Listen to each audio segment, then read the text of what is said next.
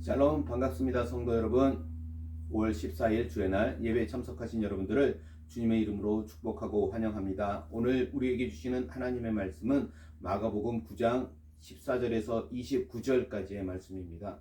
마가복음 9장 14절에서 29절까지의 말씀, 우리 같이 한 목소리로 합독하도록 하겠습니다. 시작. 이에 그들이 제자들에게 와서 보니 큰 무리가 그들을 둘러싸고 서기관들이 그들과 더불어 변론하고 있더라. 온 무리가 곧 예수를 보고 매우 놀라며 달려와 문안하거늘 예수께서 물으시되 너희가 무엇을 그들과 변론하느냐. 무리 중에 하나가 대답하되 선생님 말 못하게 귀신 들린 내 아들을 선생님께 데려왔나이다. 귀신이 어디서든지 그를 잡으면 거꾸러져 거품을 흘리며 이를 갈며 그리고 파리해지는지라. 내가 선생님의 제자들에게 내쫓아 달라 하였으나 그들이 능히 하지 못하더이다. 대답하여 이르시되 믿음이 없는 세대여, 내가 얼마나 너희와 함께 있으며 얼마나 너희에게 참으리요. 그를 내게로 데려오라 하시매 이에 데리고 오니 귀신이 예수를 보고 곧 그 아이로 심히 경련을 일으키게 하는지라. 그가 땅에 엎드러져 구르며 거품을 흘리더라. 예수께서 그 아버지에게 물으시되 언제부터 이렇게 되었느냐 하시니 이르되 어릴 때부터이다. 귀신이 그를 죽이려고 불과 물에 자주 던졌나이다. 그러나 무엇을 하실 수 있거든 우리를 불쌍히 여기사 도와주옵소서.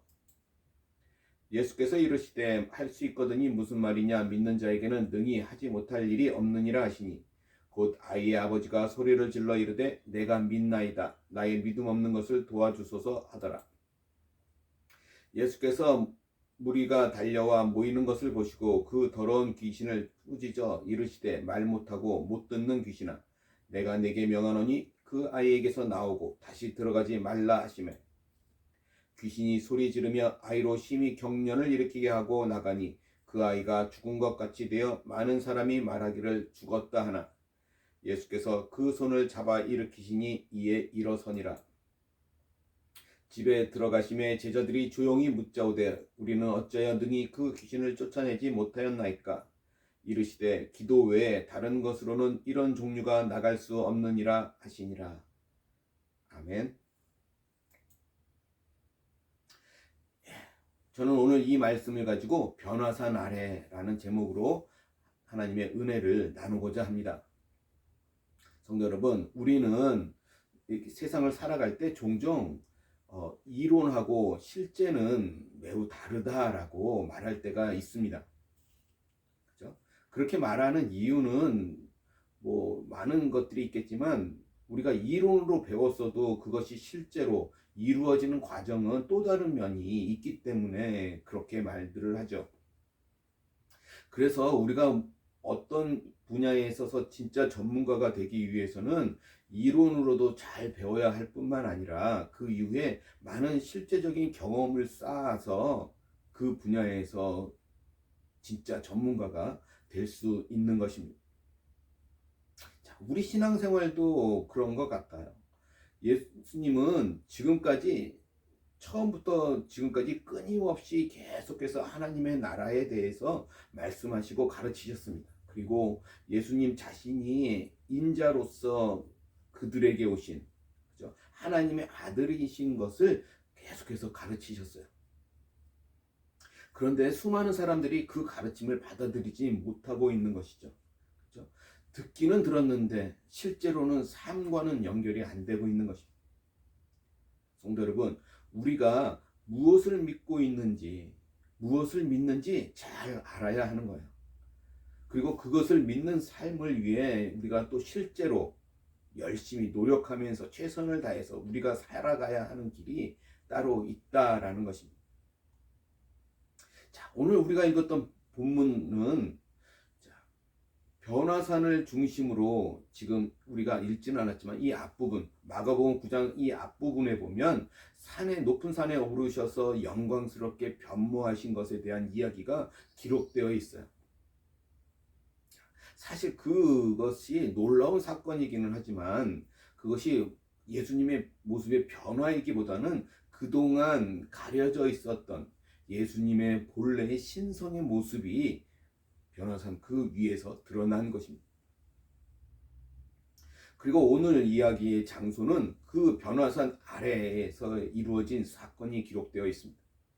예수님께서 그의 세 제자와 변화산에 올라가 계신 동안 그 아래에 남아있던, 그죠? 제자들에게 큰 무리가 그들에게 나왔다라고 얘기합니다. 14절 말씀 다시 볼까요? 이렇게 얘기합니다. 이에 그들이 제자들에게 와서 보니 큰 무리가 그들을 둘러싸고 서기관들이 그들과 더불어 변론하고 있더라. 자, 여기 보면 그들이 제자들에게 와서 보니 라고 말씀하고 있어요. 여기서 그들이 누구입니까? 여기서 그들이는 예수님과 같이 산에 올라갔던 세 명의 제자, 베드로, 야고보, 요한입니다. 그러기에 이 이야기는 지금 이 앞의 이야기와 매우 밀접한 관계가 있다라는 것을 우리가 알 수 있습니다. 예수님께서 제자들과 함께 어디에서 오셨습니까? 지금 변화산 위에서 변화산 아래에 남은 제자들에게 오셨습니다. 자, 변화산에서는 아주 놀라운 일이 일어났었습니다. 예수님이 하나님과 같은 형상으로 변하셨고 그곳에 있었던 세 제자들은 참으로 놀랐습니다. 변화산에서의 예수님의 변모는 마가복음 이 전체 이야기에서 가장 중요한 사건 중에 하나라고 볼 수 있습니다. 예수님이 어떤 분이신지 가장 잘 분명하게 드러난 사건입니다. 자, 이 변화산의 변모 이후에 예수님은 본격적으로 예루살렘을 향해서 가십니다. 십자가의 길을 이제 구체적으로 가시는 것이죠. 이제 이후로 펼쳐질 이 변화산 아래에서의 삶은 변화산 위에서의 그 영광스러운 변모라고 하는 그 터 위에서 이제 펼쳐지게 되는 것입니다. 변화산 위에서의 매우 놀랍고 영광스러운 일이 있었지만 변화산 아래에 내려오셨을 때는 어땠습니까? 시끄러운 논란을 마주하게 되었습니다. 18절 볼까요? 귀신이 어디서든지 그를 잡으면 거꾸러져 거품을 흘리며 이를 갈며 그들이 그리고 파리해지는지라. 내가 선생님의 제자들에게 내쫓아 달라 하였으나 그들이 능히 하지 못하더이다. 귀신이 들린 아이가 있었는데 제자들이 그 귀신을 쫓아내지 못하고 있었습니다. 누가복음에 보면 그 아들은 그 사람의 외아들이었어요. 제자들은 하나님의 나라에 속한 사람들입니다. 그들도 변화산 위에서의 영광스럽게 변모하셨던 예수님의 제자들이었어요. 그러나 지금 그들은 이 귀신을 쫓아내지 못하고 있었습니다. 마가복음 3장에 보면 예수님께서 제자들을 전도를 목적으로 이렇게 보내실 때 그들에게 귀신을 내어 쫓는 권세를 주셨습니다. 그래서 그때는 제자들도 귀신을 쫓아냈었어요. 그런데 지금 그 권세를 상실해 버렸습니다. 그죠? 그때 주었던 권세를 지금은 상실해 버렸기 때문에 예수님께서 제자들을 책망하고 계신 것입니다. 예수님께서 그들에게 말씀하십니다. 19절 말씀 볼까요? 이렇게 얘기합니다. 대답하여 이르시되 믿음이 없는 세대여 내가 얼마나 너희와 함께 있으며 얼마나 너희에게 참으리요 그를 내게로 데려오라 하시매. 믿음이 없는 세대여 라고 말씀하십니다. 1차적으로는 누구를 말해요? 이 제자들을 제외한 믿음 없는 사람들을 의미합니다. 그러나 부분적으로는 제자들과 같이 약한 믿음을 가진 사람들도 이 안에 다 포함이 되는 거예요. 그들이 믿음이 작아서 악령을 귀신을 쫓아내는 일을 하지 못하고 있기 때문입니다. 성도 여러분, 믿음으로 가는 길에는 믿음의 이 약한 모습도 있습니다. 그것이 제자들을 당황하게 만들었을 것입니다. 그 변화산에서의 영광에 동참하고 있는 것이지만 여전히 믿음이 약한 모습도 있다라는 것입니다. 여기에서 우리가 명심해야 할 것이 있습니다. 우리가 믿음의 길을 간다고 하는 것은 항상 승리한다라고 하는 의미가 아니라는 거예요. 이런 연약한 믿음이 영광스러운 믿음에 이르기까지 수많은 실패의 과정들이 있습니다.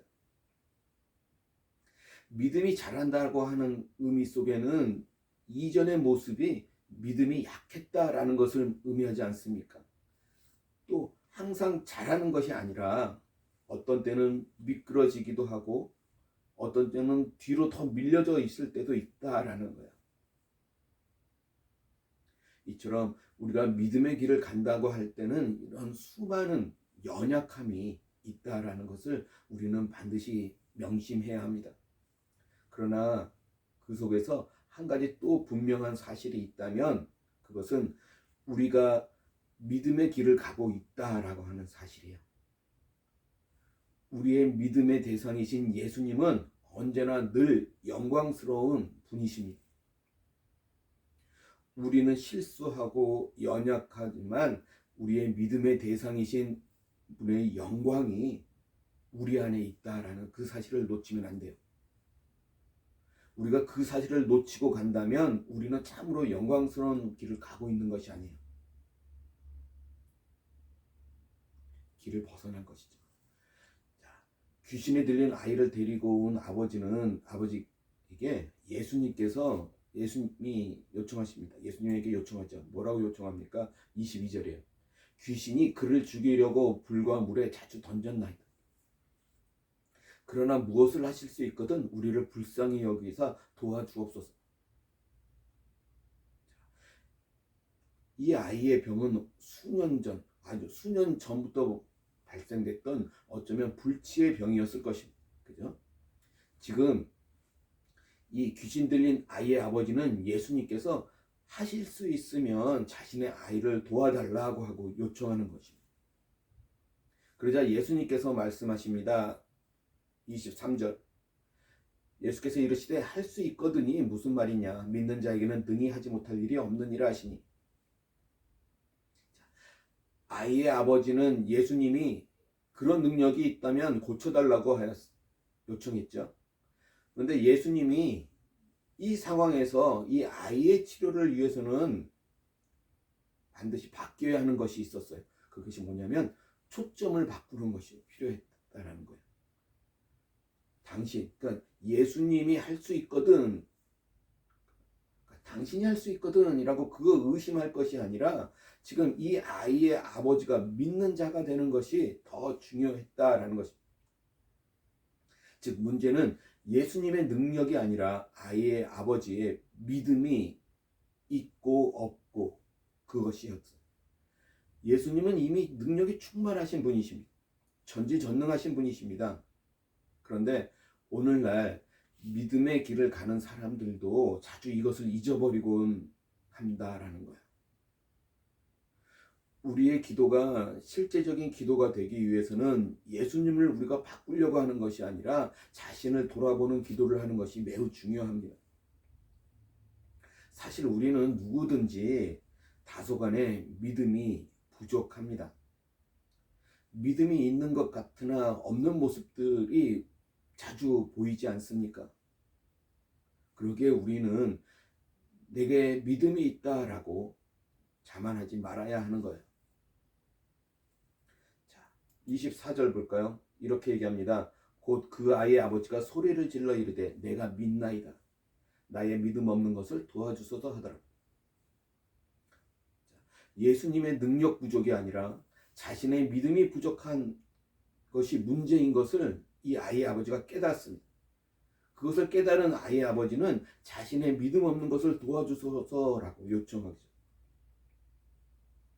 그는 예수님의 도움이 필요했습니다.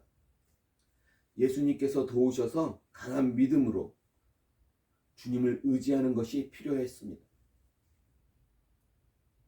그리고 그의 그러한 간청은 그의 믿음을 강하게 하였고 그의 아이가 치료되는 결정적인 원인이 되는 것입니다.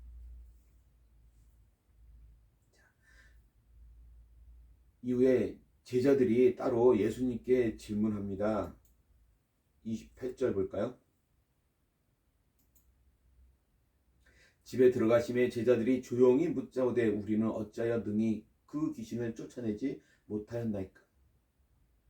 자, 제자들은 왜 자신들이 귀신을 쫓아내지 못했는지 물었습니다. 그죠? 이전에는 자신들도 귀신을 쫓아냈었는데 이번에는 쫓아내지 못한 것에 대한 이유를 묻고 있는 거예요.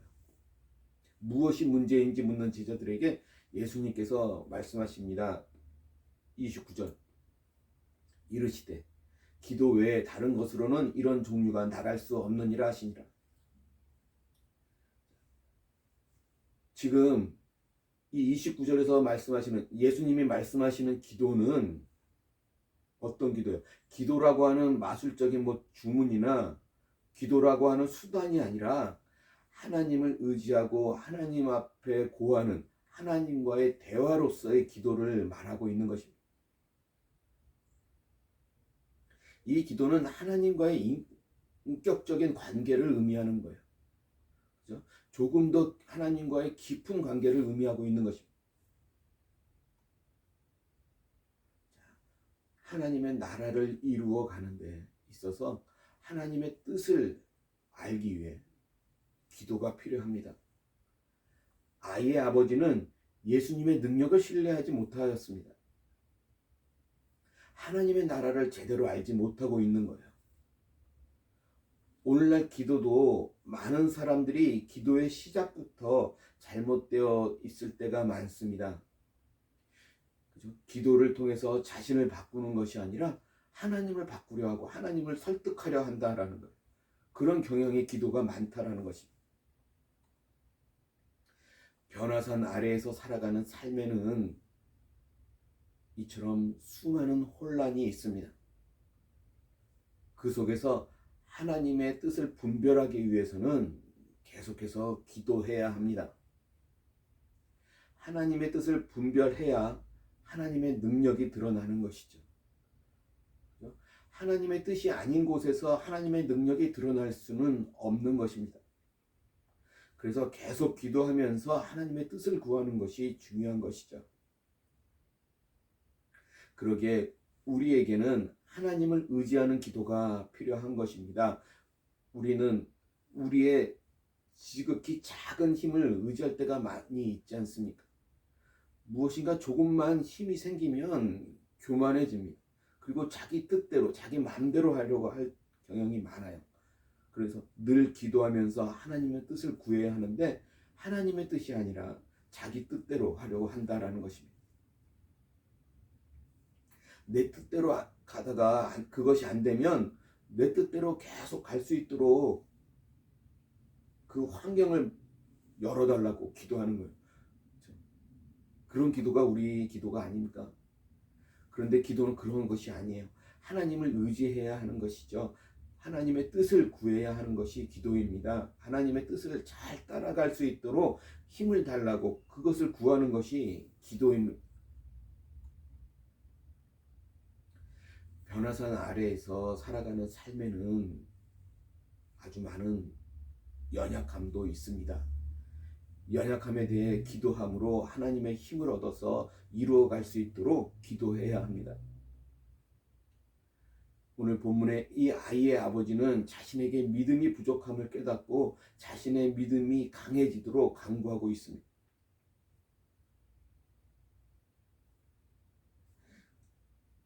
그렇게 하늘에서 주시는 힘을 구해야 하고 하늘에서 주시는 힘을 따라 살아가야 합니다. 하나님을 바라보아야 그 하나님의 힘을 얻을 수 있습니다. 구할 수 있어요. 세상에 보이는 것만 바라보지 마시기 바랍니다. 산 밑에 제자들이 그 사람들을 보고 있을 때 그 시간 변화산 위에서는 예수님의 영광스러운 변모가 있었습니다. 눈을 들어서 우리는 하나님의 영광을 볼 수 있어야 합니다. 그러기 위해서 우리는 기도에 힘써야 하는 것이죠. 기도로 하나님을 바라볼 때만이 우리는 세상의 것들을 이길 수 있습니다. 고난조차도 이길 수 있습니다. 성도 여러분, 믿음의 길에는 연약함도, 눈물도, 수많은 혼란도 있습니다. 그래서 기도 없이 갈 수 없습니다. 우리가 연약함을 발견하면 이 아이의 아버지처럼 바로 기도해야 합니다. 사실 우리는 늘 연약한 존재 아닙니까? 그래서 우리는 늘 기도가 필요한 사람들입니다. 나의 교만한 자아가 깨어지도록 늘 기도해야 합니다. 변화산 아래에서의 연약함으로 간절히 하나님을 찾을 때, 그죠? 변화산 위에서의 그 영광이 마지막 날 우리에게 온전하게 이루어질 것입니다. 성도 여러분, 우리가 지금까지 어떻게 기도했습니까? 내 뜻대로 기도하고 내 뜻대로 환경이 열려지기를 기도하지는 않았습니까? 그랬다면 오늘부터는 하나님의 뜻을 구하고 하나님의 지혜를 구하고 하나님의 뜻대로 순종할 수 있는 우리에게 힘을 달라고 그렇게 기도하는 저와 여러분 모두가 되시기를 주님의 이름으로 간절히 소원합니다. 기도하겠습니다. 사랑과 은혜가 많으신 하나님, 주님의 크신 사랑과 은혜를 감사합니다. 우리는 늘 교만하기 쉬운 존재들입니다. 내 안에 조금만 무엇이 생기면, 힘이 생기면 그것으로 교만해지는 존재입니다. 그럴 때마다 날마다 주님 앞에 엎드릴 수 있도록 우리의 믿음을 지켜주시고 우리의 믿음의 연약한 부분을 주님이 강하게 붙들어 주시옵소서. 그래서 주님의 힘으로 살아가는 우리 모두가 될 수 있도록 주님 함께하여 주시옵소서. 주님의 뜻을 구합니다. 주님의 말씀에 순종할 수 있는 힘을 구합니다. 하나님, 우리와 늘 함께하시고 동행하시고 그 길로 함께하여 주시옵소서. 주님 앞에 모든 영광을 올려드리며 예수 그리스도의 이름으로 간절히 기도드리옵나이다. 아멘.